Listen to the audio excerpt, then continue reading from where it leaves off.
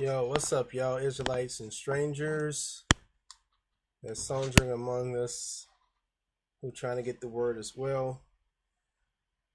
We on Genesis chapter 16. It's a very, very good chapter right here. Genesis chapter 16. We learned in last chapter, in chapter 15, that the Most High has promised Abram inheritance and seed as the stars of the sky.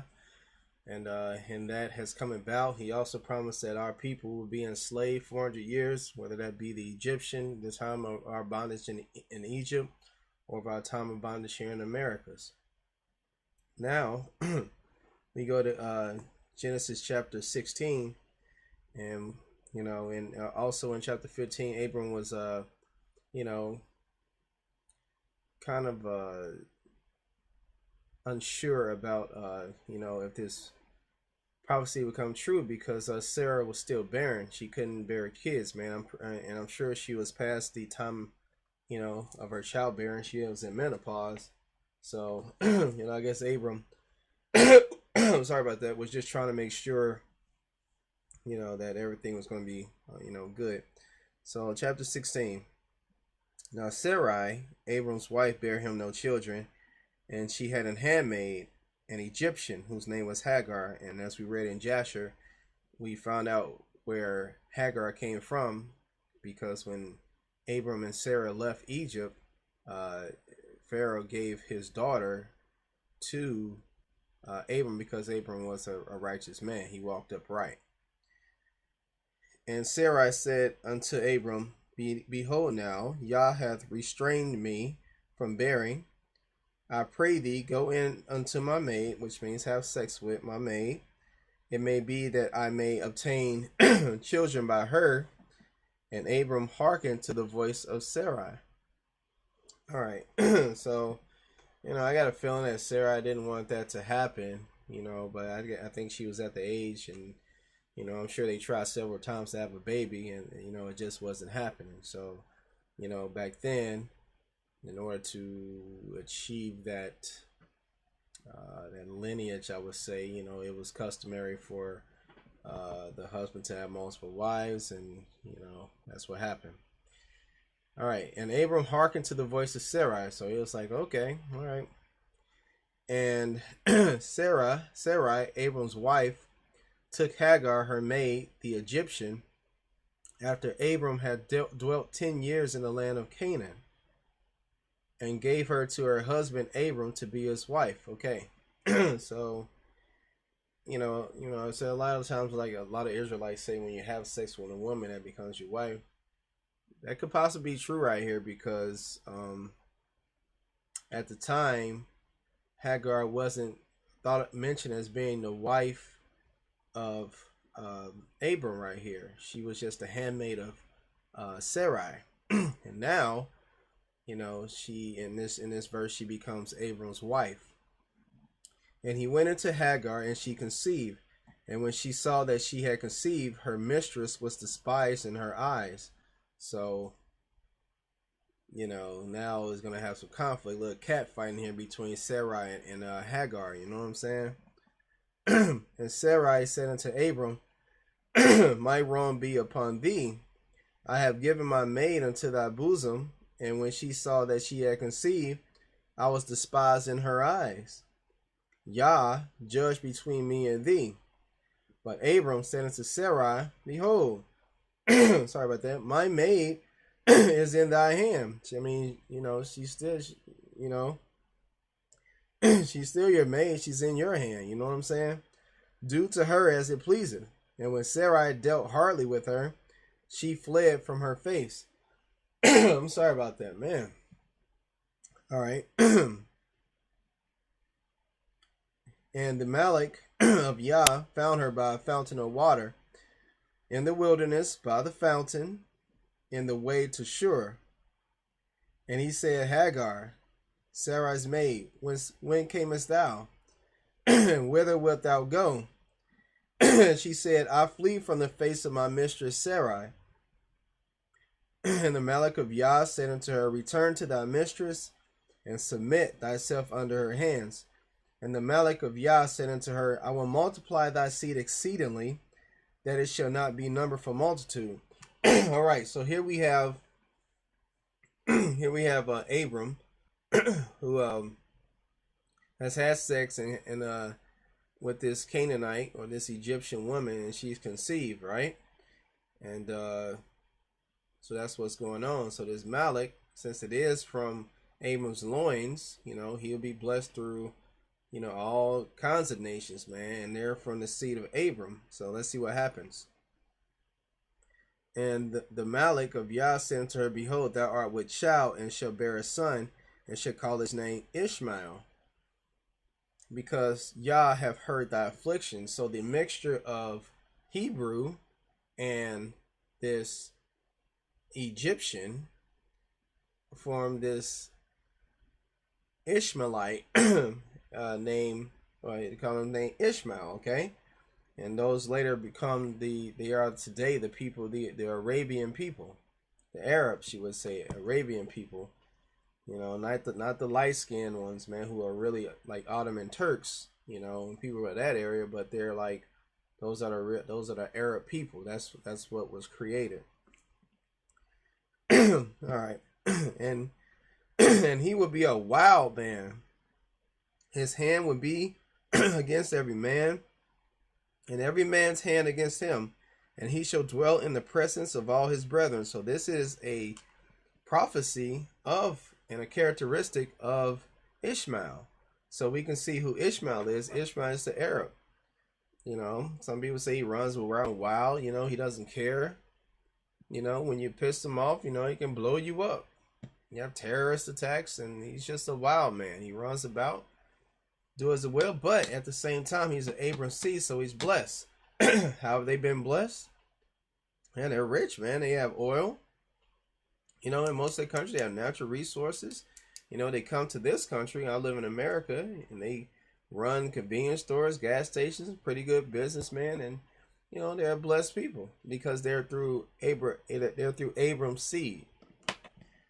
All right, and she called the name of Yah that spake unto her, Thou the Most High seest me, for she said, Have I also here looked after him that seeth me? Wherefore the well was called Ber Lahai Roy. Behold, it is between Kadesh and Beret. And Hagar bare Abram a son, and Abram called his son's name which Hagar bare Ishmael. And Abram was fourscore, that's 80 and 86 years old, when Hagar bare Ishmael to Abram. So he's 86 years old, so Sarah must be about the same age. So yeah, she's well past menopause, All right, so and that ends chapter 16. Sorry about my cough there. All right, so we go there and so we see what's going on, man. We see there's no question in my mind who the Ishmaelites are today. They are the Arab people. It's a mixture of Abram's seed, which is Hebrew, and Egyptian. Because Hagar was Egyptian, and she was a noble Egyptian because she was Pharaoh's daughter. You know what I'm saying? All right, so we're gonna come to let's see. All right, so we're gonna come to Jasher chapter 17. We on verse 23, okay? And we'll read from verse 23 to verse 36, okay? That's what we'll read. All right. And Sarai, the daughter of Haran, Abram's wife, was still barren in those days. She did not bear to Abram either son or daughter. The daughter of Haran, Abram's wife. I think that's in the same lineage, man. They're kind of in the same. If I can remember, Haran. Was that Abram's brother? If I yeah, Haran was Abram's brother. So actually, in actuality, uh, Abram married his niece, which is kind of customary back then. And Sarai, the daughter of Haran, because Haran is Abram's brother, Abram's wife, because he took the niece, was still barren those days. She did not bear to Abram either son or daughter.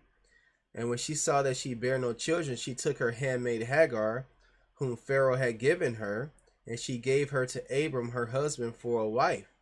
For Hagar learned all the ways of Sarai, as Sarai taught her. She was not in any way deficient in following her good ways. So here we have this Egyptian handmaid, and Sarai taught her well in the ways of Yah. And Sarai said to Abram, Behold, here is my handmaid Hagar. Go to her, that she may bring forth upon my knees, that I may also obtain children through her. Okay. And at the end of 10 years of Abram's dwelling in the land of Canaan, which is the 85th year of Abram's life, Sarai gave Hagar unto him.